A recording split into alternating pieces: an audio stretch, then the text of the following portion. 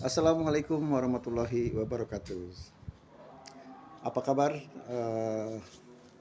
saudara-saudara semua? Untuk pertama kali ini atau pertemuan perdana ini, saya akan membawakan materi tentang manajemen pembiayaan perbankan syariah. Dan untuk pertemuan pertama, saya akan membahas tentang definisi dan juga hal-hal lain yang berkenaan dengan perbankan syariah. Pengertiannya adalah menurut bank umum atau bank umum adalah yang melaksanakan usaha berdasarkan prinsip-prinsip syariah dengan PBI nomor 6 garis miring 24 garis miring PBI garis miring 2024. Kemudian lembaga keuangan yang memberikan jasa pembiayaan dan jasa lainnya dalam lalu lintas pembayaran dan peredaran uang yang operasionalnya disesuaikan dengan syariat Islam.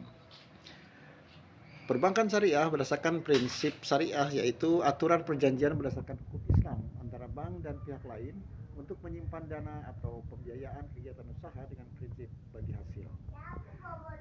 Penyertaan modal, sewa, murni, pemindahan kepemilikan atas barang. Lantas apa saja jenis-jenis bank syariah tersebut? Baik, di sini akan saya sampaikan. Di antaranya adalah berdasarkan peraturan Bank Indonesia, jenis bank ini dibagi menjadi bank umum syariah dan juga bank pembiayaan rakyat syariah. Bank umum syariah diantaranya adalah sistem syariah, jasa lalu lintas pembayaran. Kemudian bank pembiayaan rakyat syariah yaitu tidak memberikan jasa lalu lintas pembayaran, sedangkan unit usaha syariah yaitu unit usaha bank umum dan konvensional. Kemudian saya jelaskan tentang riba secara singkat saja, yaitu tambahan pasti atau pokok pinjaman diambil pemberi pinjaman atau kreditur atas peminjam atau debitur sesuai dengan jangka waktu pinjaman. Dan berikutnya adalah pengambilan tambahan baik dalam jual beli ataupun pinjam meminjam yang bertentangan dengan prinsip Islam.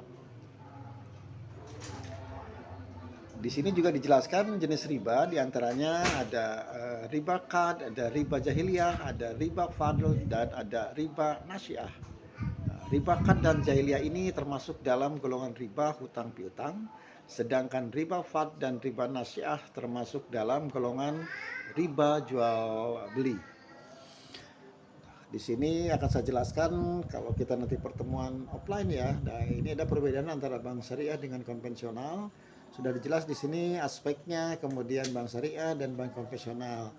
Ya, salah satunya adalah bahwa kalau aspek dari bentuk investasinya, bank syariah ini adalah investasi yang halal. Sedangkan bank konvensional investasi halal dan haram, bebas dari nilai ya, bebas dari nilai. Nah, itu salah satu dan nanti saudara bisa melihat secara langsung atau perbedaan-perbedaan tersebut. Kemudian dasar hukum dari perbankan syariah itu adalah bila kita kaji secara hukum mengenai pengadaan produk-produk bank syariah,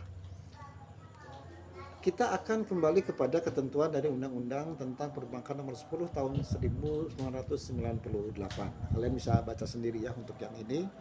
Kemudian dasar hukum positifnya ialah dijadikannya pijakan bagi Bank Islam di Indonesia dalam mengembangkan produk-produk dan operasionalnya.